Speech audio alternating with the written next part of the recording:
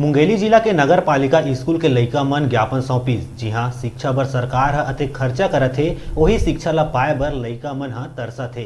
आए दिन सरकारी स्कूल में गुरुजी मन के कमी ह पूरा दिखत हे। यही समस्या ला लेके अखिल भारतीय विद्यार्थी परिषद और नगर पालिका स्कूल के लइका मन के संग मिल के कलेक्टर के नाम ज्ञापन देहे बर पहुंचे रहीन। कई बार ज्ञापन सौंपे के बाद भी जिला प्रशासन नींद में नजर आवत है और लइका मन के भविष्य के कोई माया नहीं है।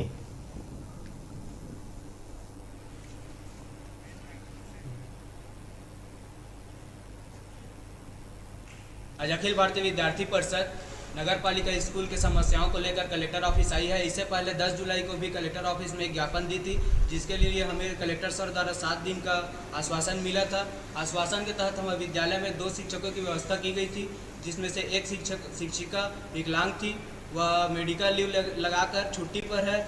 उसके बाद हम लोग आज फिर 1 महीने बाद उसी शिक्षकों की समस्या और भवन निर्माण की समस्या को लेकर कलेक्टर ऑफिस आए हैं, परंतु यहाँ कोई भी कलेक्टर सर नहीं है, उपलब्ध नहीं है।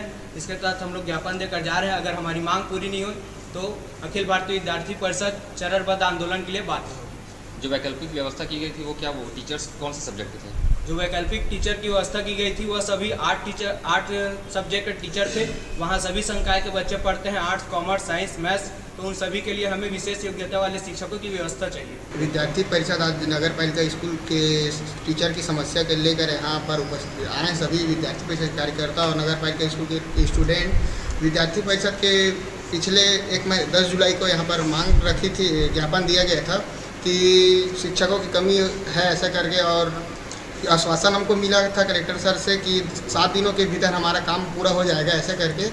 और उसके बाद 7 दिनों के अंदर 2 टीचर भेजे गए थे जो दोनों 8 सके थे, और एक विकलांग टीचर थी जो जिसको मेडिकल लगा के छुट्टी, हार्ट पेशेंट है तो मेडिकल छुट्टी में चली गई, लंबी छुट्टी में।